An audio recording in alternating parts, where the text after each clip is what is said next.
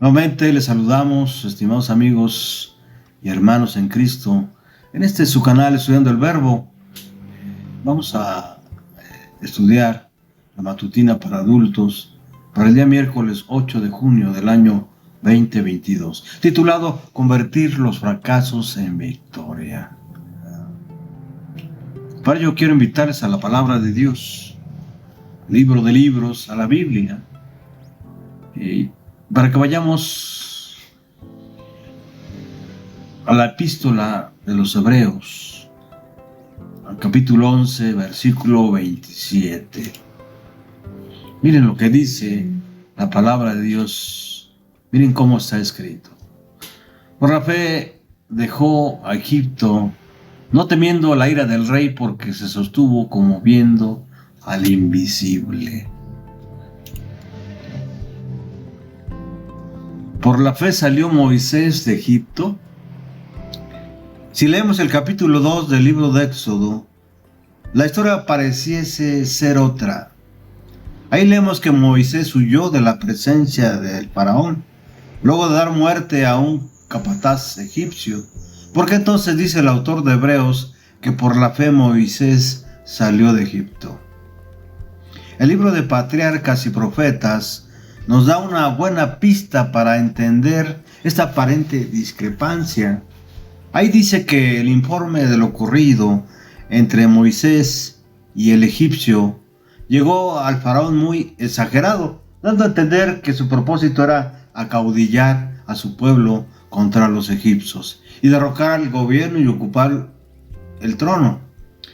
Con razón el monarca decidió enseguida que Moisés debía morir. Ahí en la página 253 dice la sierva del Señor en su libro Patriarcas y Profetas. ¿Cuáles eran las opciones de Moisés? La verdad, solo una: huir. En tales circunstancias, permanecer en Egipto no habría sido un acto de fe, sino de presunción. Más aún, el hecho de que Dios no le indicó otra cosa y de que más bien dirigió su marcha a Madián, sugiere que aún de estas circunstancias adversas, Dios sacaría algún provecho. ¿En qué sentido? Al dar muerte al egipcio, Moisés había mostrado que no estaba listo para la obra que Dios le había asignado. La primera lección que debía aprender era no depender de sus propias fuerzas, sino de las promesas divinas. Pero, ¿cuántas cosas buenas resultaron de esta huida a tiempo? En el desierto, durante 40 años, Moisés desarrolló hábitos de cuidado atento, se olvidó de sí mismo y tierna solicitud por su rebaño, ¿verdad?, que lo prepararon para ser compasivo y paciente pastor de Israel, de acuerdo a lo que dice la sierva del Señor en el libro Patriarcas y Profetas, página 254. ¿Hay alguna lección para nosotros en esta historia? Absolutamente. Una, que el temor no es incompatible con la fe. El salmista David, por ejemplo, escribió: en el día que temo, yo en ti confío. ¿Ah? Esto está ahí en Salmo 56:3. Cuando te asalta el temor, busca refugio en los brazos de tu Padre Celestial. Ahí encontrarás, además de seguridad, dirección para saber cómo enfrentar los desafíos. La otra lección es que puede convertir tus fracasos en victorias.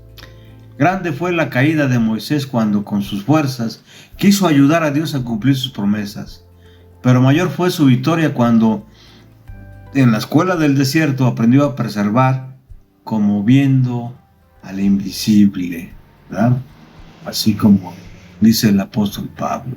Oremos. Amante Padre Celestial, al igual que Moisés, hoy quiero vivir como si estuviera viendo al invisible.